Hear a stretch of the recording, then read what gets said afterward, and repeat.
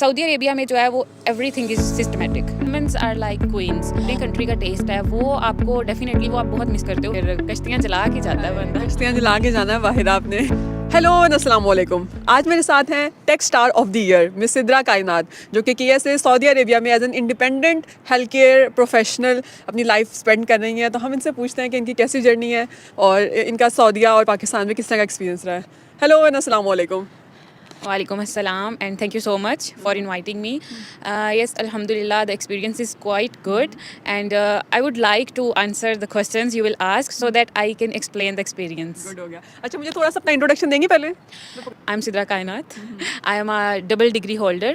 One of my degree is in healthcare profession, and the other one is in BS chemistry. Other than that, I am a startup founder. Also, my startup is EcoGrow, and on the behalf of my startup, I got national and international recognitions in the year of 2024, 2025 also. बताया ना कि आपको मरियम नवाज से और शहबाज शरीफ से और हमारे जो गवर्नमेंट ऑफिशियल्स हैं उनसे आपको अवार्ड्स मिले। और मैं कोशिश करूँगी यहाँ पे पिक्चर लगा भी दूँ जिसमें मिस सिद्रा खुद रिसीव करी हैं मरियम नवाज से और शहबाज शरीफ से अवार्ड्स और सारी रिकग्निशन जिनका भी इन्होंने जिक्र किया। ठीक है। जी first of all, I got the Youth Excellent Award from the Prime Minister of Pakistan, Shehbaz Sharif, and I got the NSIT City National Innovation Award from Maryam Nawaz, and not only the awards, I also got the cash prize, and from Prime Minister I received 10 lakh, and from Chief Minister of Pakistan I received 5 lakh. I am very grateful for that because without that cash prize I wouldn't be able to pursue definitely to pursue my things and to achieve my goals definitely, and it's good. ज़बरदस्त हो गया। अच्छा, अभी जिस तरह आप सऊदीया से आई हैं, आपने 365 डेज़ कंप्लीट किए हैं वहाँ पे, पूरा साल रही हैं, तो अभी भी हमारे यहाँ बहुत से सुनने वाली लड़कियाँ होंगी जो कि चाह रही होंगी कि हम सऊदी अरेबिया में जाके अपना करियर स्टार्ट करें और अपनी वर्किंग लाइफ स्टार्ट करें as a health care professional, सबसे मोस्ट इंपॉर्टेंटली स्टार्ट करें। तो उनको क्या कहना चाहेंगे कि आपकी 365 डेज़ की जर्नी किस तरह की रही और आपने किस तरह से उधर वहाँ पर टाइम स्पेंड किया? Exactly, this is very important question because मुझे बहुत से लोग जो हैं इस बारे में पूछते हैं और मेरा दिल करता है कि मैं किसी प्लेटफॉर्म पे उन्हें गाइड करूं, so this is the perfect platform to speak. My 365 days in Saudi Arabia, how it went. Basically, the main difference in Saudi Arabia and Pakistan, as far as I could tell, Saudi Arabia में जो है वो everything is systematic. लेकिन पाकिस्तान में जहाँ तक मुझे लगता है ना कि बहुत सी चीज़ें जो है वो इमोशंस की बेस पे डिसाइड हो जाती हैं, लेकिन सिस्टम ऐसा नहीं होता। सऊदी अरेबिया में everything is based on system. जब आप कहते हैं सिस्टमाइज्ड है, तो सिस्टम का क्या मतलब है कि सिस्टमाइज किस तरीके से है? For example, I will explain with one example. In 365 days एक दिन ऐसा था जब मैंने अपने हॉस्पिटल जाना था और मेरे ख्याल में 15 मिनट लेट उठी थी, और I think after 8 months of my like I was so punctual. लेकिन एक दिन ऐसा आया था कि मैं 15 मिनट लेट उठी थी, अलार्म बजा था लेकिन वो टर्न ऑफ करके सो गई। तो मैंने जो हेड ऑफ डिपार्टमेंट थी उन्हें कॉल कर दी कि मैं अभी उठी हूँ और मैं आ जाऊँगी। उन्होंने कहा कि no problem, it's up to you, यानी कम। सो इन्फॉर्म करना तो एक कर्टसी थी, लेकिन मुझे बिहाइंड द सीन पता था कि अब मैं 15 मिनट लेट हूँ तो किसी हेड ने कुछ भी नहीं करना। यहाँ आपकी वो जो होता है ना कि वर्ड ऑफ माउथ की कोई वो नहीं, जो सिस्टम है, जब मैं जाके फिंगरप्रिंट करूँगी तो मेरी जो सैलरी डिडक्ट होनी है वो होनी ही है। अब मैंने अपने कोई सीनियर को बता दिया है, मैंने वहाँ कोई फेवर नहीं है, लाइक ड्यू अनड्यू कोई फेवर्स नहीं है, तो everything is based on system. Exactly. और जब फेवरिज्म वाला कोई कंसेप्ट नहीं है फिर? नहीं, बिल्कुल भी नहीं है। वहाँ हर चीज़ फेयर है, और सऊदीया में जो एक चीज़ है वो rules and regulations are very strict. और हर जो पर्सन है वो किसी भी कंट्री से आया होता है तो वो खुद ब खुद वहाँ जाके नहीं भी सिविलाइज्ड तो सिविलाइज्ड हो जाता है। कोई ऑप्शन नहीं है। कोई ऑप्शन नहीं है। बस पूछेंगे जो लोग जाना चाहते हैं ना बाहर, वो बहुत परेशान होते हैं कि पता नहीं खाना कैसा होता है, क्योंकि पाकिस्तानी अवाम तो है ही देसी खाने पर मुबनी और सारा कुछ। तो खाने से रिलेटेड आप क्या बताते हैं कि आपका कैसा एक्सपीरियंस था? मतलब एक्सपेंसिव था पाकिस्तानी फूड, या मिल रहा था कि मिल ही नहीं रहा था? अवेलेबिलिटी कैसी थी? टेस्ट कैसा था? हॉस्टल का खाना कैसा था? खाने से रिलेटेड बताएं, ये तो नहीं हम तरसते ही रहेंगे वहाँ जाके। अच्छा, एक चीज़ है कि जो अपने कंट्री का टेस्ट है वो आपको डेफिनेटली वो आप बहुत मिस करते हो। वैसा एग्जैक्ट टेस्ट तो आपको नहीं मिल सकता, लेकिन सऊदीया की ये चीज़ है कि आपको हर चीज़ वहाँ से मिल जाएगी, but based on some price. तो आप अगर अफोर्ड कर सकते हो तो वहाँ आपको हर चीज़ मिल सकती है, और डिपेंड करता है कि आप किस एरिया में हो, वहाँ अवेलेबिलिटी कितनी है। अब जैसे मेरे वाला एरिया है तो जो पाकिस्तानी रेस्टोरेंट है वो मेरी हाउसिंग के बैक साइड पे ही है। हाँ, लकी। हाँ, तो इसलिए जो है वो वाला इशू नहीं है। लेकिन बहुत महंगा तो नहीं कि आप अफोर्ड नहीं कर सकते एज अ जितना वर्कर है या हम लोग कुछ इस हाँ, तरह? एग्जैक्टली अब ये डिपेंड करता है ना कि आपकी सैलरी, आपकी इनकम वगैरह कैसी है और आप उस लिहाज से अफोर्ड कर सकते हो नहीं। अदरवाइज सऊदीया में इतना एक्सपेंसिव नहीं है, जो भी अगर आपकी बेसिक सैलरी भी है तो उसमें आप अफोर्ड कर लेते हो। नाइस, यानी कि गुजारा हो जाएगा हम जैसे पेटू लोगों का भी। और इसके अलावा जो एक स्किल आपको आ जाती है कुकिंग की, वो फिर जिसको हाँ, लाइक इनके मैंने पेज पे देखा है काफी कुछ बना रही होती है और डाल रही होती है। हाँ, मुझे बिल्कुल कुकिंग का आइडिया ही नहीं था और मैं बिल्कुल कुकिंग नहीं करती थी, लेकिन वहाँ जाके सीख लिया। Oh nice. चलो अब जिसको नहीं खाना आता तो उसके पास होममेड कुकिंग का भी होगा ऑप्शन। अच्छा, सेफ्टी से रिलेटेड मुझे बताएं, क्योंकि जिस तरह अगर मैं अपने घर से लाहौर भी आ रही हूँ तो मेरे पीछे से घर वाले लोकेशन ट्रैक कर रहे हैं, हम कॉल्स कर रहे हैं कि सेफ हो, साउंड हो, पहुँच गई हो, इन ड्राइव पे जाना, लोकल टैक्सी नहीं करवानी।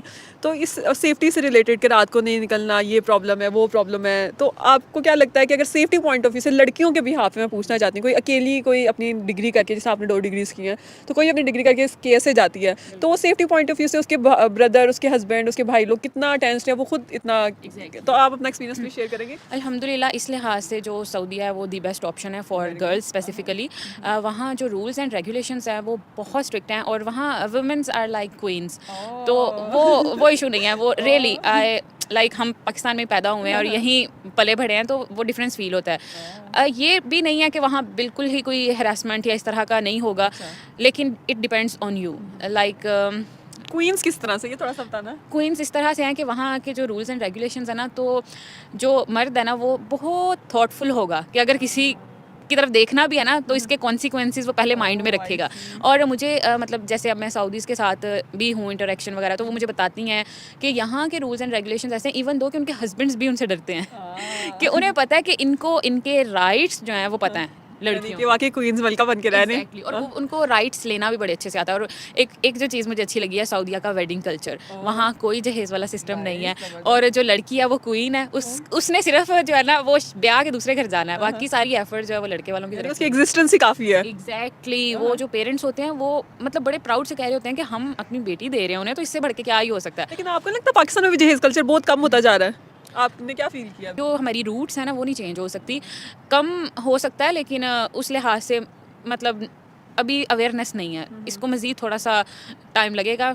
क्योंकि मेरे ख्याल से अब जो हमारे भाई लोग या कजन लोग, अब हम कोशिश कर रहे हैं कि जहेज का कंसेप्ट ना हो, Exactly. खुद बनाओ, लड़का खुद मैनेज करे चीज़ें, फर्नीचर सारा कुछ, और लड़कियां अपना जिस तरह रुखसी करके जाएं या कुछ इस तरह से। बिल्कुल ऐसे ही है, लेकिन बात ये है ना कि अब ये डिपेंड करता है, लाइक अगर कोई इंडिपेंडेंट वुमेन है तो डेफिनेटली अगर वो एजुकेटेड फैमिली में जा रही है तो इट डिपेंड्स, और बाकी नसीब कि अगर एजुकेटेड फैमिली में तो वो इस चीज़ से वेल अवेयर होंगे कि ठीक है लड़की जो है वो जॉबियन है और दोनों मिलजुल के कर लेंगे अपना हाउस होल्ड। लेकिन अगर पढ़ी लिखी भी नहीं है और जहेज़ भी नहीं है तो it will be quite difficult and challenging for her to survive in this society. ये तो है। अभी रिसेंटली मेरी फ्रेंड मुझे शेयर कर रही थी, वो किसी बाहर की कंट्री में होती है और अच्छी कंट्री में होती है, उसका जहाँ पे प्रपोजल देखा उन लड़के वालों ने लिटरली डिमांड की है चीज़ों की, लाइक सो पैथेटिक। और मुझे यकीन नहीं आ रहा था कि आपको इतनी स्कॉलर बच्ची मिल रही है, exactly. इंटरनेशनल उसका एक्सपोजर है, आप डिग्रीज हैं, आप क्या चाहते हो, मतलब उसके पेरेंट्स गाड़ियाँ भी दें आपको, सोने भी डालें, बच्ची भी दें आपको, और वो डिग्रीज पढ़ाया, इतना एक्सपेंस होता है, आपको पता है इन चीज़ों पे। बिल्कुल ऐसे। और एक और चीज़ है, I get honour to attend a Saudi wedding, और वहाँ मुझे ये सब पता चला कि वहाँ जो हक महर है ना बेसिक, वही 80,000 रियाल या 90,000 रियाल है। अगर आप सऊदी गर्ल से शादी करो, इसलिए मोस्टली मैंने अभी तक जो ऑब्जर्व किया ना, सऊदीज़ की कोशिश होती है हम किसी नॉन सऊदी से शादी कर लें, ताकि वो जो एक नॉन सऊदी को तो नहीं पता होगा कि यहाँ की एक जो डिमांडिंग हक महर है ना वो 80,000 90,000 रियाल है। फिर उसमें गोल्ड उनका ऐसे है कि वो कहते हैं ना हेड टू टो गोल्ड इस तरह का है, रियली जो हम एक पिक्चर्स में और बस एक वो रील्स में ही देखा था ना कि वो रियलिटी है वहाँ। और उसके बाद लड़का जो है वो उसके लिए इट्स कंपल्सरी कि वो सेपरेट होम में लेके जाएगा। जब तक उसके पास सेपरेट होम नहीं है 80-90,000 रियाल हक महर नहीं वो दे सकता, और उसके पास अच्छी जॉब नहीं है, और वो शादी नहीं कर सकता। तो गरीब लड़का क्या करे फिर? ये भी तो ज्यादती है। अब ये देखना, यहाँ लड़कियों पे प्रॉब्लम है पंजाबी फैमिलीज में, और सऊदिया में लड़के बेचारे पिस रहे हैं। एग्जैक्टली इसी वजह से अगर आप देखोगे ना तो सऊदीया में अगर तो रॉयल फैमिलीज़ हैं, मैं उनकी बात नहीं कर रही, उनमें अर्ली मैरिजेस हो जाती हैं, लेकिन अगर जो नॉर्मल है ना अकॉर्डिंग टू सऊदीया जो उनके मिडिल क्लास तबका है वो उनकी शादियाँ होती मोस्टली 35 प्लस हैं, इधर वो लड़की है या लड़का है, तो उनकी अर्ली मैरिजेस होती नहीं है क्योंकि क्योंकि उन्होंने- डेफिनेटली स्ट्रगलिंग फेज होता है। उन्होंने पूरा सपोर्ट करना है, तो Exactly. देख शुक्र करें लड़के हमारे पंजाब के और पाकिस्तान के Lucky. लकी लकी, और फिर भी ऊपर से लेते हैं जहेज ऐसे ही है। है। और एक और चीज़, जैसे सऊदीया में अब जो डेफिनेटली मर्द इतना कमाता होगा ना, तो उसके लिए ये भी बहुत मुश्किल होगा एक जॉबियन लड़कियों को एक्सेप्ट करना। अब मेरी एक फ्रेंड है, सऊदी है वो, डिस्क्लोज करना पर्पज़ नहीं है लेकिन बताना पर्पज़ है कि शी जस्ट डाइवोर्स्ड बिकॉज कि उसके हस्बैंड ने कहा जॉब नहीं करनी। तो वो कहती है कि मैं जॉब करके मुझे 20,000 रियाल मंथली आ रहा है और आप मुझे अगर मंथली वो कहते हैं ना खर्चा देंगे भी तो कितना देंगे, 1,000 रियाल 2,000 रियाल, तो वो कहते हैं कि मैं हर नेसेसिटी तुम्हारी बेसिक पूरी करूँगा। लेकिन वो फिर जिसने डिग्रीज ले ली हैं वो घर बैठने के लिए तो नहीं ली, तो इसलिए उसने फिर डाइवोर्स और सेपरेशन को ऑप्ट किया। तो ये थोड़ा सेंसिटिव टॉपिक हो जाएगा वैसे, लेकिन ये हर बंदे को राइट होना चाहिए, उसने जॉब करनी है, उसने घर में बैठना, उसके पास ये राइट होना चाहिए एटलीस्ट। बिल्कुल ऐसे ही है कि आप अगर पेरेंट्स ने आपको पढ़ा लिखा के एक मुकाम तक पहुंचाया है तो फिर बस वही ना, यहाँ नसीबों की बात आ जाती है और अल्लाह ताला सब लड़कियों के नसीब अच्छे करें। आमीन आमीन। अच्छा, back to the topic safety, तो आपने कहा बहुत सेफ्टी है, सेफ्टी से रिलेटेड कोई इश्यूज नहीं है। मैं थोड़ा हरासमेंट कल्चर के बारे में बात करना चाहूँगी ज़रूर, क्योंकि मेरे ख्याल से लड़कियाँ अभी भी उस ग्राइंड में आ जाती हैं कि वो बाहर जॉब करना स्टार्ट करती हैं, उनको कहीं ना कहीं हरासमेंट फेस करनी पड़ती है, लड़कियों ने एक्सप्लॉइट करते हैं, फिर वो ब्लैकमेल करते हैं, परेशान होती हैं, उन्हें जवाब देना नहीं आता, और हमारा कल्चर भी कुछ इस तरह का है कि वो लोग लड़की को ब्लेम करते हैं बाद में। तो आपने केस सऊदीया में किस तरह देखा कि वहाँ पे अगर वर्किंग वूमन है, जिस तरह आप इंडिपेंडेंट वर्किंग वूमन थी, तो वहाँ पे हरासमेंट से रिलेटेड कैसा कल्चर था, इन्वायरमेंट था, आपने स्टोरी सुनी या आपका कोई एक्सपीरियंस हो? बिल्कुल ऐसे ही है। अगर आप एक आउट ऑफ कंट्री, आपका अपना कंट्री ही नहीं है, तो मैं ये नहीं कह सकती कि वहाँ आप बिल्कुल सेफ़ एंड सिक्योर हो, आपके साथ आपकी फैमिली नहीं है, आपके फ्रेंड्स नहीं हैं, आपको लगता है आप डिफरेंट प्लानट पे हो, आप उनकी बात नहीं समझ रहे, वो आपकी बात नहीं समझ रहे, तो इट्स रियली वेरी डिफ़िकल्ट। मुझे अक्सर लोग कहते हैं कि हमें कैसे आना चाहिए, तो मैं कहती हूँ इट्स लाइक वो एमडी कैट का कहते थे ना कि माइंड गेम है, तो इसीलिए अब्रॉड भी एक माइंड गेम है। अगर आपको लगता है आप स्ट्रॉन्ग नर्व्स के हामिल हो तो आप आओ, अदरवाइज़ आप ना आओ। तो harassment as far as it is concern, harassment ज़रूर है हर जगह है, जहाँ भी मर्द औरत इकट्ठे हैं तो वहाँ डेफिनेटली ये चीज़ होगी, लेकिन कुछ की टिप्स होते हैं कि ग्रीन सिग्नल लड़की की तरफ से ही जाता है हमेशा, तो वो जो है लड़कियों को समटाइम्स, मैं ये नहीं कह रही कि लड़कियाँ इंटेंशनली ग्रीन सिग्नल्स दे देती हैं, समटाइम्स अनइंटेंशनली उनकी कर्टसी को, उनके अच्छे इखलाक को ही ग्रीन सिग्नल कंसीडर कर लिया जाता है। तो आप जब बाहर जा रहे हो, आप बस ये सोचो कि मैंने ऐसे बिहेव करना है कि हर कोई स्ट्रेंजर है, इवन आप उस पर्सन को जानते भी हो, आपने उसके साथ स्ट्रेंजर्स वाला बिहेव करना है, आपने किसी को कोई इंपॉर्टेंस नहीं देनी, स्पेसिफिकली मेल्स की मैं बात कर रही हूँ। जिसको आप थोड़ी सी इंपॉर्टेंस शो करोगे तो वो उसे लगेगा कि ये ग्रीन सिग्नल्स हैं और मैं मतलब मेरा चांस है, मैं थोड़ा सा इसको प्रोसीड कर सकता हूँ। तो अगर ओपन हरासमेंट देखी जाए तो उसका एक्सपीरियंस मेरा ऐसे हुआ है कि मैं जब बिल्कुल न्यू थी ना, तो मुझे बिल्कुल आइडिया नहीं था, मैं रात 8-9 बजे भी चली जाती थी, जैसे मैंने आपको बताया कि मेरा जो पाकिस्तानी रेस्टोरेंट था मेरे हॉस्टल की बैक साइड पे था, तो वहाँ मैं जा रही थी तो एक पर्सन जो है ना मेरे साथ साथ ही आने लग गया। वो सऊदी नहीं था, जो Foreigner था वो। एग्जैक्टली वो भी कोई फॉरेनर था, और उसे पता था कि ये नॉन सऊदी है और मैं इसके साथ थोड़ा वो ना छेड़छाड़ी कर सकता हूँ। तो अब मैं डर गई मैं आगे आगे और वो पीछे पीछे, और आवाज़ से पता चल जाता कोई आपके पीछे आ रहा है, और मैं बहुत न्यू थी, मैं डर गई थोड़ा सा। तो मैं फ़ौरन जो पास मुझे जो भी दुकान नज़र आई ना, मैं उसमें चली गई, बगाला उधर बोलते हैं शॉप को, मैं वो मार्केट में चली गई, वो उस मार्केट में भी मेरे पीछे आ गया। तो मैं फिर जैसे वो चीज़ें देख रहे हैं कि मैं ये बाय कर रही हूँ, ये बाय कर रही हूँ, तो वो मुझे आके ना पता नहीं क्या मनी ऑफ़र करने लग गया या कुछ इस तरह से ना कि कुछ भी लेना है ले लो, लेकिन मैं पैसे पे कर दूँगा। अब सऊदीया में तो आप कहीं भी खड़े हो ना तो वहाँ कैमरा लगा होता है। अब मुझे बस उस टाइम क्या नज़र आया, मैंने जब उसके वो देखा, मैंने ऊपर कैमरा दिखा लगा हुआ है, तो मुझे पता था कि पुलिस को वो शुरता बोलते हैं, तो अब और ज़्यादा नहीं मुझे आता था, तो मैंने उसे कहा आई विल कॉल शुरता, आई विल कॉल शुरता। पुलिस का नाम लेना था और वो बंदा वाकई नज़र ही नहीं आया किधर गया ना, तो मैंने देख लिया कैमरा लगा हुआ है और उसे मतलब पता चल गया। उसके बाद फिर मेरी फ्रेंड ने मुझे एक टिप दी कि अगर ऐसा कोई भी सीन आए तो आपने फ़ौरन से बस अपना मोबाइल ऐसे कर देना है कि आप वीडियो शूट कर रहे हो, उनकी कर रहे हो नहीं कर रहे हो। उन्हें पता है कि सऊदीया के जो रूल्स हैं वो बहुत स्ट्रिक्ट हैं और वो ऐसे वहाँ से गायब होंगे, आपको नज़र भी नहीं आएंगे। लेकिन अल्हम्दुलिल्लाह उसके बाद खुद भी वो थोड़ा कॉन्फिडेंट हो गए और फिर ऐसा कभी कुछ हुआ भी नहीं अल्हम्दुलिल्लाह। अल्लाह से डरा दिया आपने मुझे। नहीं, ये मैंने इसलिए बताया कि हर कोई वेल अवेयर होना चाहिए कि अगर आप जा रहे हो, हालांकि वो इतना सेक्रेड कंट्री है, लेकिन वहाँ भी डेफिनेटली जहाँ men are women are together, तो वहाँ chances are there.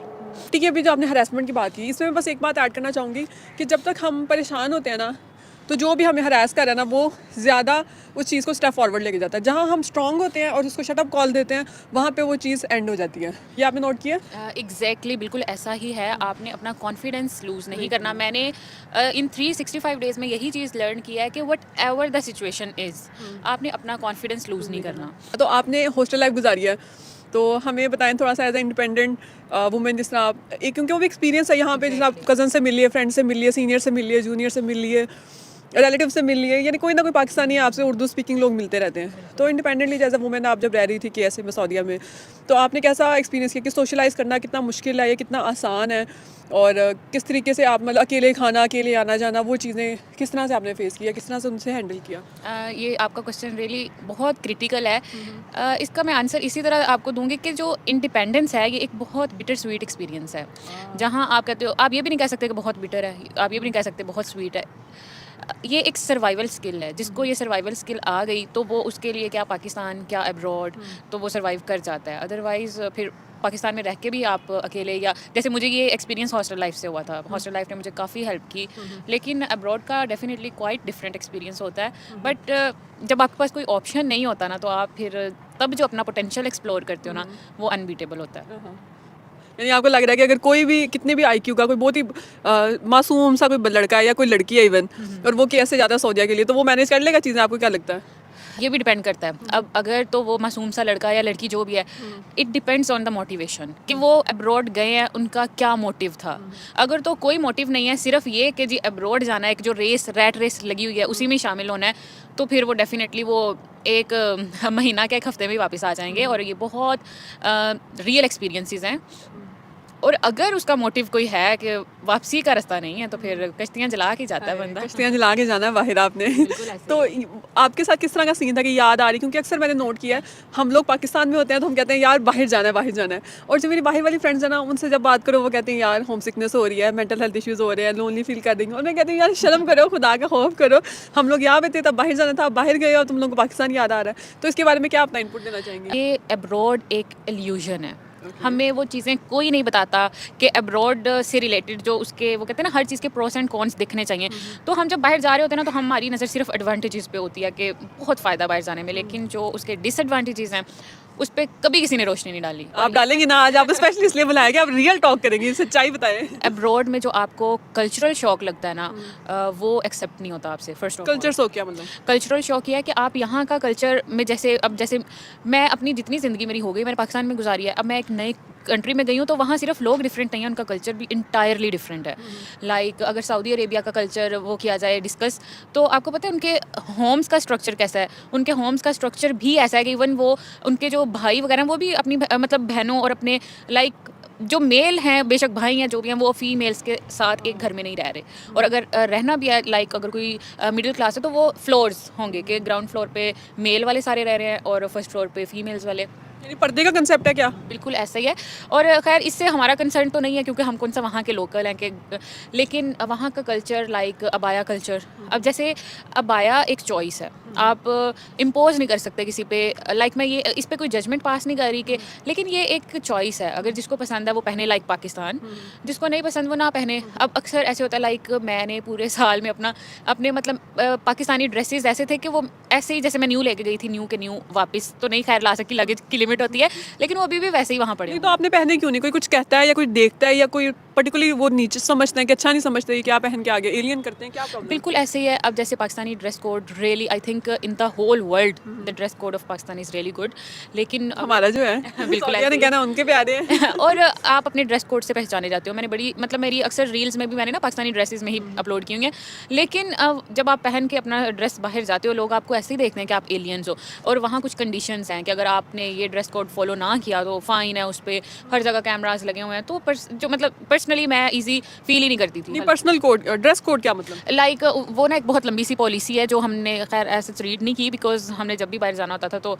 Abaya he where कर लेते होते थे। लेकिन अगर हम इस चीज़ को माइंड में रखते थे, अबाया नहीं भी वेयर किया, तो हमारा जो कहते हैं ना शलवार कमीज़, वो ऐसा ही होना चाहिए कि अबाया की लुक ही दे। तो बाकी जो दुपट्टा है वो ऑप्शनल है कि ठीक है, जैसे फिलिपिनोज वगैरह ना वो अबाया जस्ट वेयर कर लेती हैं, तो वो स्टॉलर वगैरह नहीं लेती, तो ये ऑप्शनल है। बाकी इसके अलावा और बहुत सी चीज़ें हैं, लाइक आपका जो लैंग्वेज बैरियर है, आपका जो फूड का डिफरेंस है और आपकी अपनी जो एक वो कहते हैं ना मॉरल्स एथिक्स कल्चरल वैल्यूज़ वो सब डिफरेंट होता है उधर और आप उनके कंट्री में गए हो you are the one who has to adjust with them उन्होंने आपके साथ एडजस्टमेंट नहीं करनी हमने ही हर चीज़ में वहाँ एडजस्टमेंट करनी है हमने ही कॉम्प्रोमाइज़ करना है तो ये चीज़ जो है ये बहुत डिफिकल्ट हो जाती है एट स्टार्ट जब मैं न्यू गई थी क्योंकि हम मिनिस्ट्री ऑफ हेल्थ के अंडर थे तो प्रोटोकॉल तो वो लग्जरी वाला ही होता है तो इसलिए मुझे इतने प्रॉब्लम्स नहीं फेस करने पड़े लेकिन जो मेरी कुछ कोलीग्स से बात होती थी जो प्राइवेट कैंडिडेट्स थी उनके जो प्रॉब्लम्स थे वो सुन के फिर बंदा कहता है कि कैसे problems? Like she was telling me कि उनको एक अपार्टमेंट मिला है जिसमें आई थिंक 2 कमरे हैं और उसमें पता नहीं 14-15 लोग उन्होंने एडजस्ट किए हुए हैं और वो सारे डिफरेंट कंट्रीज़ के कहती और वो मतलब एक मुझे बता रही थी कि वो कह रही थी कि मतलब रिलीजन तो ठीक है हर कोई अपने अपने रिलीजन की वो कहता है कि एक तरफ हम नमाज़ पढ़ रहे हैं और वो दूसरी तरफ उन्होंने अपनी वो पूजा वाला सीन किया होता है कुछ मतलब ये बहुत डिस्टर्बिंग होता है अल्हम्दुलिल्लाह मेरा सिंगल रूम है लेकिन मुझे इस चीज़ का एक्सपीरियंस है बिकॉज जो मेरा अपार्टमेंट है ना उसमें है इंडियंस हैं फिलिपिनोज हैं इजिप्शियंस हैं तो आप उनका कल्चर देख के कहते हो कि यार ये अगर बंदा रूम में होता तो पता नहीं क्या ही बनता तो ये जो है प्राइवेट कैंडिडेट्स उनकी जो थी ड्यूटी टाइमिंग्स वो बहुत ज़्यादा थी उस लिहाज से उनकी सैलरीज बहुत कम थी आपने बताया कुछ प्राइवेट कैंडिडेट थे और कुछ मिनिस्ट्री ऑफ हेल्थ की तरफ से गए थे, तो ये एमओएच और ये जो प्राइवेट कैंडिडेट इसका क्या सिस्टम है? अच्छा जो मिनिस्ट्री ऑफ हेल्थ के अंडर जाते हैं ना वो लाइक इधर पाकिस्तान में होती है ना डिस्क्रिमिनेशन के ये गवर्नमेंट जॉब्स के हैं और ये प्राइवेट कैंडिडेट्स हैं तो इस तरह जो मिनिस्ट्री ऑफ हेल्थ के अंडर जाते हैं उनकी सारी जो रिस्पॉन्सिबिलिटी है वो सऊदी गवर्नमेंट के अंडर होती है तो अब जैसे मैं एक एमओएच की कैंडिडेट हूँ तो मेरा जो लग्जरी अपार्टमेंट होगा ये नहीं कि रेजिडेंस ऐसी अच्छी रेजिडेंस होगी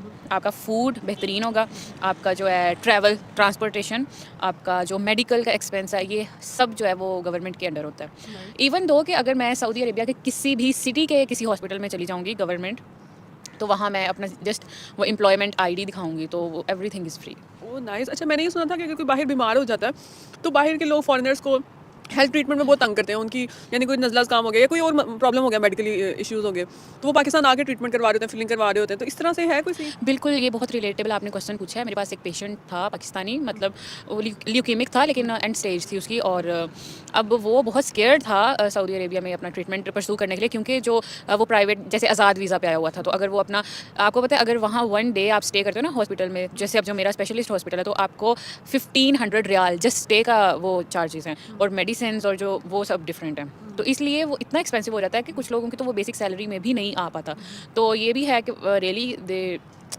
make trouble for the foreigners also और मेरे पास एक पाकिस्तानी ही उधर हैं वो वर्कर हैं तो वो आए थे कि हमें ये नहीं करते ना अकोमोडेट फॉर मेडिसिन तो अगर आप अपना थोड़ा सा रेफरेंस दे दें मैंने कहा ये पाकिस्तान का सिस्टम नहीं है प्रोटोकॉल नहीं चलता यहाँ पे। एग्जैक्टली कि मैं रेफरेंस मतलब मैं तो ज़रूर दे देती अकोमोडेट करती लेकिन हर चीज़ सिस्टमेटिक है अगर मैं एक मेडिसिन अपने लिए वो करूँगी ना कि सिस्टम में कि मुझे ये चाहिए वो पहले देखेंगे कि क्यों चाहिए और क्या पीछे मेडिकल की हिस्ट्री है और मेरी जो मेडिसिन मैंने वो की है कि मुझे ये वाली चाहिए तो क्या मेरा प्रॉब्लम है वैसा तो ऐसा नहीं कि पर्ची पे लिखा और मेडिसिन मिल गई यानी लोकल सिस्टम नहीं है, सिस्टमाइज है। स्टार्ट में उन्होंने बताया था कि भाई सिस्टम से सऊदीया चल रहा है, पाकिस्तानी सिफारिशों प्रोटोकॉल वाला ये काम नहीं है।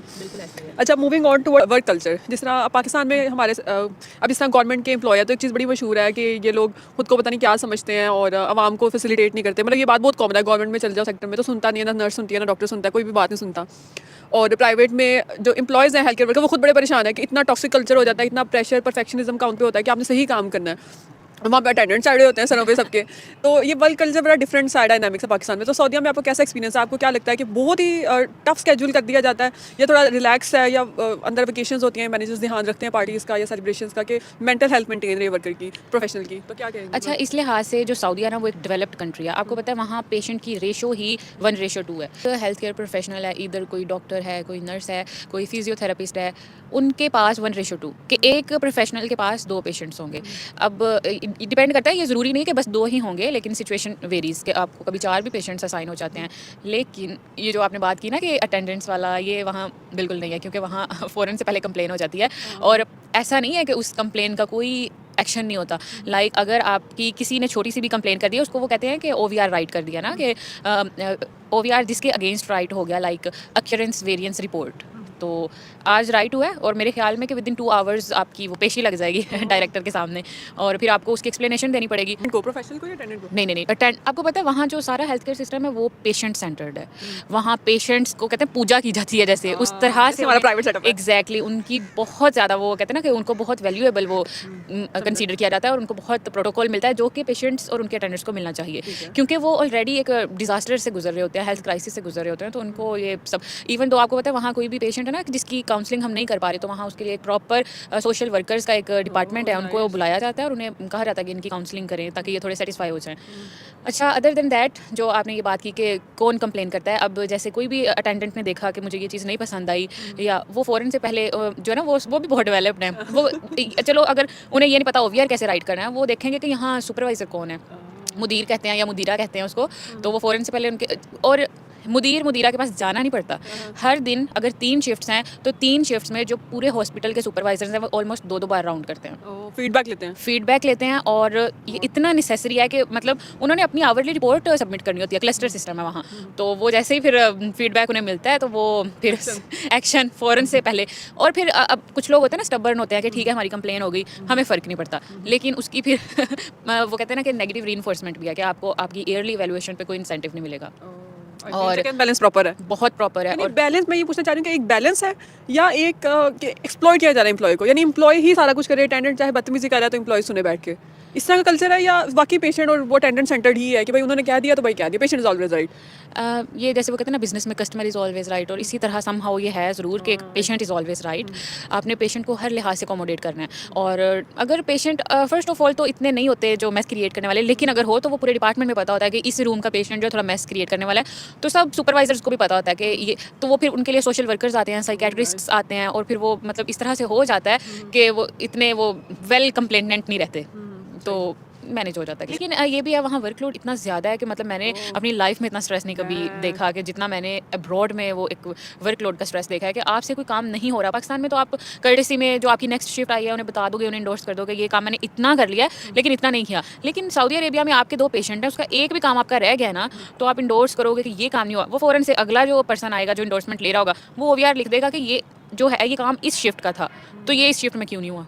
तो इसलिए बहुत स्ट्रेस होता है, और फिर जो आपको सिस्टमेटिक वर्क करना पड़ता है अदर देन पेशेंट्स का जो वर्क है, तो वो बहुत डिफिकल्ट हो जाता है। लेकिन अल्हम्दुलिल्लाह वो कहते हैं ना कि कंफर्ट जोन से बाहर आना ही पड़ता है, और ये अब्रॉड तो बहुत इसकी बेस्ट एग्जांपल है। यानी कि कंफर्ट जोन नहीं है, तो अभी तो हम लोग के तो मेरे ख्याल से मेजोरिटी 80, क्योंकि मेरे ख्याल से मैं इधर पाकिस्तान में जो क्राइसिस चल रहा है ना फाइनेंशियल, अभी मैं एक्चुअली आ रही थी अपने घर से, तो रास्ते में ड्राइवर ने कोई डिफरेंट रूट लिया और उसने मुझे शादरा का ही कुछ एरिया था, लेकिन वो इतने बुरे हालात थे, मतलब उस एरिया के टूटा फूटा गंदगी, मतलब मुझे इतना फील हुआ, मैंने कहा यार कितनी गुर्बत चल रही है पाकिस्तान में अभी भी, और कितने मसले मसाइल हैं, और ये पोश एरिया से बहुत कम है शायद, लेकिन इस तरह की तबके गरीब इलाके पाकिस्तान में, और ये वजह बनते हैं शायद कि हमने बाहर जाना है, वहाँ की सैलरीज बेहतर हैं। तो सैलरी से रिलेटेड आप क्या बताना चाहेंगे अपना एक्सपीरियंस, कि आपको लगता है कि क्या बाहर की कमाई से वाकई सेविंग्स हो रही हैं, या वो डिफरेंस है, वो लोनलीनेस, वो सब बर्दाश्त करना वर्थ इट है या नहीं? बिल्कुल, एट द एंड जो आपको सेटिस्फेक्शन है ना, मतलब जो मेरा सऊदी अरेबिया में मेरी सर्वाइवल किट थी, एक तो ये था कि मुझे मेरे एक टीचर ने कहा था जब मैं गई थी ना, तो मैंने जैसे आपके मेंटोर्स होते हैं, तो जो मेरे मेंटोर थे उन्होंने यही कहा कि at least you are earning well. First thing, not first, second thing, और जो फर्स्ट था वो मेरा मिशन था कि डेफिनेटली वो सेक्रेड प्लेस है, हर मुसलमान की जो ख्वाहिश है वहाँ जाने की, तो मक्का और मदीना जो मेन अट्रैक्शन थे, और मेरी जो कहते हैं ना कि मैंने क्यों सऊदीया चूज़ किया, तो ये थी।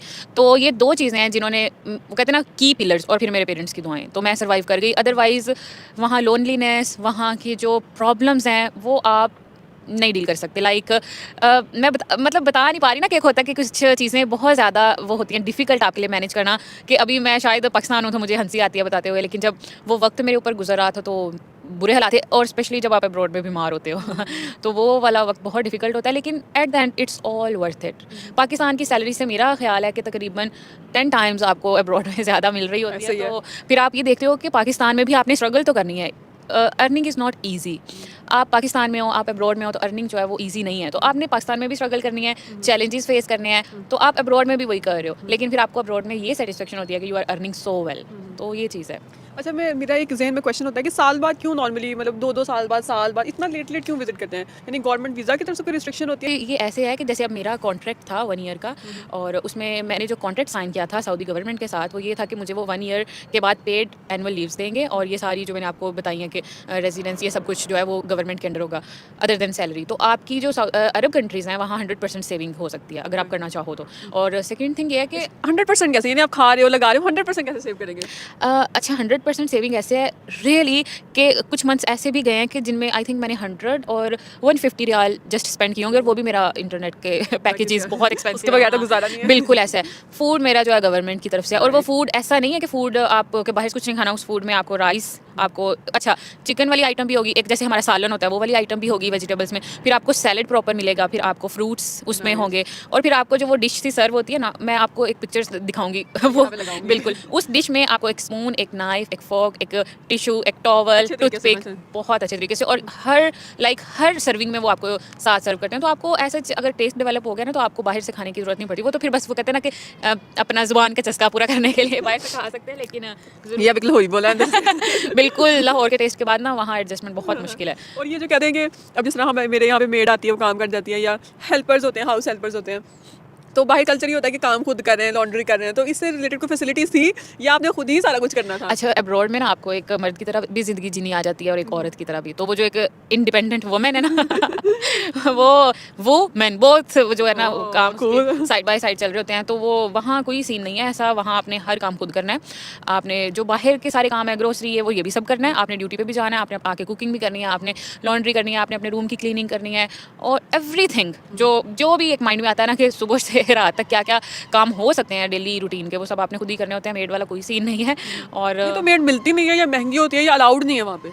अच्छा, मेड का ये है, जैसे हमारा जो अपार्टमेंट है ना, वहाँ गवर्नमेंट की तरफ से क्लीनर्स आएंगे, तो वो अपार्टमेंट क्लीन करके जाएंगे। They are not allowed to clean the rooms, क्योंकि रूम्स में सबकी बिलोंगिंग्स है, और वो नहीं, वो अलाउ ही नहीं है। एक बार मैंने ट्राई किया था कि मेड को ना पे करके क्लीनिंग करवानी थी रूम की, तो वो उन्होंने कहा कि नहीं, माफ़ी इजाज़त। वो नहीं करो। बिल्कुल इंडिपेंडेंट वुमेन। ऐसे ही है। और अगर आप सोचो कि कहीं बाहर से कोई मेड, अब मेरी एक फ्रेंड है सऊदी, तो उन्होंने एक मेड हायर की थी इथियोपिया की, तो 10 दिन बाद वो उनके घर से गायब। मैंने कहा क्या हुआ? कहती उसका ना इकामा था, ना उसका कोई ऑफिशियल डॉक्यूमेंट नहीं था, तो वो आपके लिए वबाले जान बन जाना। तो इससे बेहतर है कि आप ऐसा रिस्क ना ही लो, क्योंकि आप खुद किसी और कंट्री में हो। तो अच्छा, आपने अभी हमने थोड़ी थोड़ी चीज़ें डिस्कस की कि आप साथ साथ लें प्लीज़, प्राइस आपके लिए स्पेशल मंगवाए हमने। जी जी, थैंक यू सो कि मच। लाइफ अगर मुश्किल होती है, हमने मुश्किलात की तो बात की कि भाई आपने लॉन्ड्री भी करनी है, आपने घर के काम भी करने हैं, बाहर के काम भी करने हैं, जॉब भी करनी है, और बिल्कुल रोबोट की तरह, परफेक्शनिज्म की तरह करनी है, ड्यूटी में कोई प्लस माइनस नहीं आप कर सकते।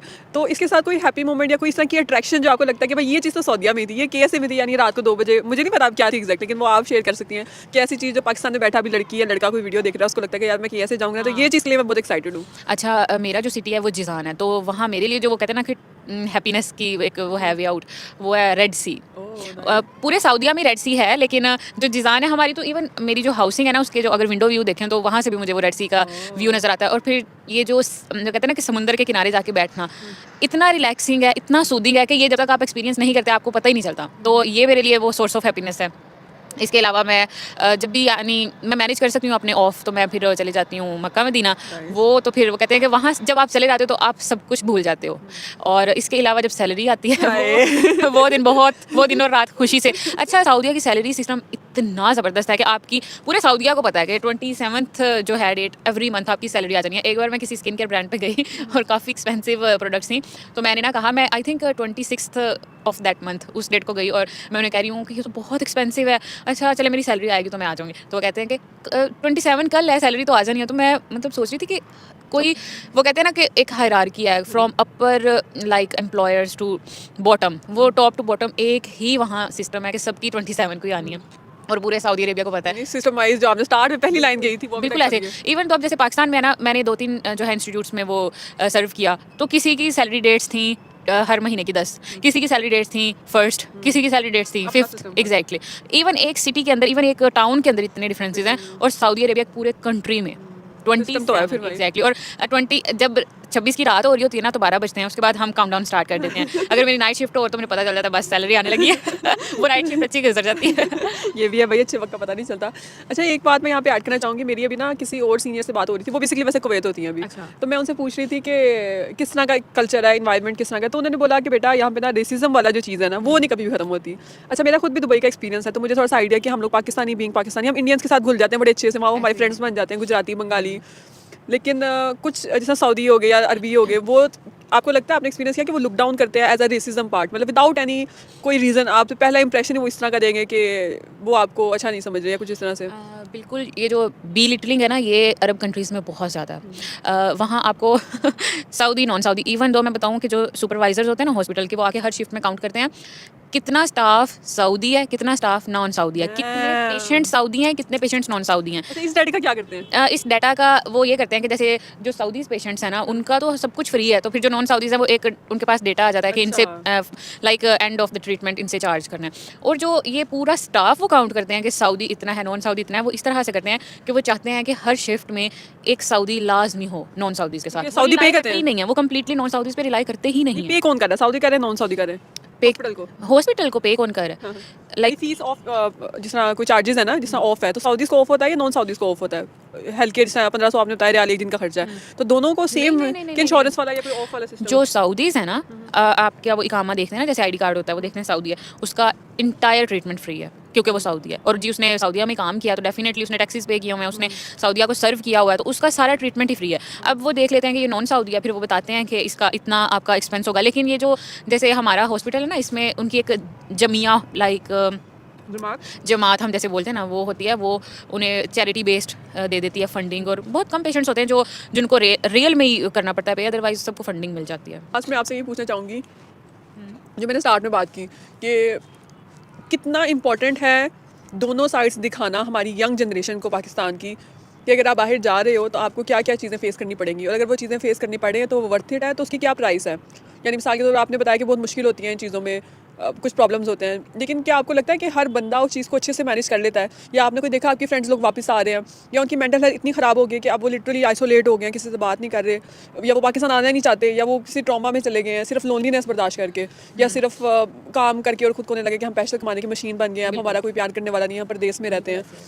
तो आपका इसमें क्या पॉइंट ऑफ व्यू है कि अगर आप यंगर जनरेशन को, जो अभी जिन्होंने बीएस क्लियर किया या जिन्होंने बीएफएससी क्लियर किया, तो उनके लिए बाहर जाना, तो वो माइंड में वो सिर्फ एक्साइटेड ही हैं, तो आपको लगता है कि ये एक्साइटमेंट अभी इनको रहने दें या इनको और रियलिटी शो की ज़रूरत है? नहीं, मैं कहती हूँ कि रियलिटी पता होना बहुत ज़रूरी है। अभी भी मैं मतलब मुझे काफ़ी जूनियर्स के मैसेजेस आए हैं कि क्या आप हमें गाइड कर दें कि सऊदी आना है, क्या-क्या लेके आना चाहिए, ये वो, कि माशाल्लाह दे आर वेरी एक्साइटेड। और मैं जब सऊदीया गई थी तो मुझे ये हार्श रियलिटीज़ में से 0.1% भी आइडिया नहीं था कि एक होता है ना कि आप, अब जैसे मुझे ये पता था मैं परदेश जा रही हूँ, मुश्किल होगा, लेकिन इतना मुश्किल होगा ये मुझे आइडिया नहीं था। लेकिन इतना मुश्किल में क्या चीज़ आई सबसे ज़्यादा, जो आपको लगता है कि ये 3 चीज़ें तो मैं एंड तक नहीं मुझसे मैनेज हो पाई, ये बहुत मुश्किल थी? लोनलीनेस, हाँ। ये मैनेज नहीं होती। आप अगर अपने साथ टाइम स्पेंड करना सबसे मुश्किल काम है, और कितना ही आप अपने साथ टाइम स्पेंड कर लोगे और क्या ही कर लोगे, दीवारों से बातें। और लिटरली इस लोनलीनेस को मैंने ऐसे यूटिलाइज़ किया कि अल्हम्दुलिल्लाह अल्लाह ताला से इंसान का कनेक्शन काफ़ी स्ट्रॉन्ग हो जाता है, स्पिरिचुअल वैल्यूज़ काफ़ी हाई हो जाती हैं।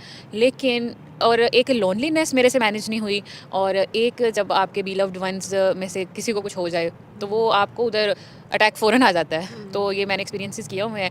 तो बहुत डिफ़िकल्ट टाइम था, बहुत ज़्यादा। और उस टाइम तो मतलब मैं बहुत न्यू थी। कोई वो कहते हैं ना कि एक फ्रेंड्स तो हम नहीं कह सकते, कि कोलीग्स ही हो कि जो आपके साथ स्वीट वर्ड्स का थोड़ा एक्सचेंज कर ले, या ऐसा कुछ भी नहीं था। और आप अगर 2 दिन कमरे में बैठे रो रहे हो कमरे के अंदर ही हो, कोई नहीं पूछेगा आप अंदर हो नहीं हो, तो ये चीज़ें काफ़ी हिट करती हैं। और ये जो आपने बात की ना, मैं अभी सिटी में ये चीज़ एक्सपीरियंस करती हूँ, घर में कोई खुशी आ रही है, कोई गम आ रहा है, तो मुझे पहुँचते में 2 घंटे 3 घंटे लग जाते हैं। तो मुझे ये होता है कि अगर आप तो इंटरनेशनल चले जाओ, तो फिर आप कैसे इन्वॉल्व होते हैं अपने इंपॉर्टेंट टाइम में? बिल्कुल, आप बस वो कॉल, अच्छा इस टाइम में जो बहुत मेन रोल प्ले करते हैं वो आपकी फैमिली, आपके पेरेंट्स, सिबलिंग्स। और अल्हम्दुलिल्लाह मेरे पेरेंट्स और सिबलिंग्स ने बहुत सपोर्ट किया। और फ्रेंड्स में अगर कहा जाए तो वहाँ फिर आपको पता चलता है रियल फ्रेंड्स का, और कौन है आपके साथ और कौन नहीं है। अब्रॉड में ये चीज़ आपको क्रिस्टल क्लियर हो जाती है। डैम! और जैसे कहते हैं बुरे वक़्त में पता चल जाता है, तो मिस सिद्रा कह रही है कि जब बाहर जाओगे तो पता चलेगा कौन याद Exactly. रखता है कि हमने वैसे रोड के जो बाहर जाते हैं वो खुद हमें भूल जाते हैं। हम कहते हैं वो बिज़ी हो गए, मैं अपनी फ्रेंड से कहती हूँ कि भाई आप तो बिज़ी हो, तो ये चीज़ अच्छा, उधर से भी हो रही इसमें है? मैं एक चीज़ बताऊँगी कि ये सो ट्रू है कि अब्रॉड में ना आपको अपनी परनानी भी याद आ जाती है। तो ये हाँ। कैसे हो सकता है कि आपको अपने बीलव्ड वंस भूल जाएँ? हाँ। क्योंकि आपने अपनी जॉब करनी है, आपने अपने जो डेली रूटीन के काम करने हैं, उसके बाद आपने क्या ही करना है। तो जो है ऐसा बिल्कुल भी नहीं है, अगर आप किसी के साथ सिंसियर हो तो वो आपको भूल जाए, ऐसा नहीं है। अच्छा, मैंने एक जो चीज़ बहुत फेस किया है और जो मुझे बहुत हर्ट भी करती है, कि पाकिस्तान से मुझे बहुत से लोगों ने कॉन्टैक्ट और अप्रोच किया, लेकिन you know what, for what purpose? Directly they are asking for money. Okay, ठीक है, जेन्युइन इश्यूज़ भी हो सकते हैं, सारा कुछ हो सकता है, लेकिन एक पर्सन जो अब्रॉड में वैसे ही मशीन बना हुआ है, रोबोटिक सिस्टम है उसका, और आप उसको मैसेज कर रहे हो और डायरेक्ट आप बस यही कि अगला पर्सन अगर आपको लाइक एक्सप्लेन भी कर रहा है कि यार कुछ हालात ऐसे चल रहे हैं इधर, आपको उससे कोई लेना देना नहीं है। आपको सिर्फ क्या कंसर्न है, यार 50,000 मिल जाएगा, 60,000 मिल जाएगा। तो फिर वो उधर इंसान इतना ब्रोकन फील करता है। मैं आंखों में पानी भी देख रही हूँ। ये चीज़ें एक्सप्लेन करने के भी काबिल नहीं लाइक है मेरे लिए कि वहाँ फिर ऐसे लगता है कि यार बस कनेक्शन जो है वो पैसों तक ही है। और मैं स्टार्ट पे मैंने ये फेस भी किया है। फिर आप अगर सेंड कर दे तो फिर आप पाकिस्तान तो नहीं आ सकते ना पैसे वापस लेने के लिए।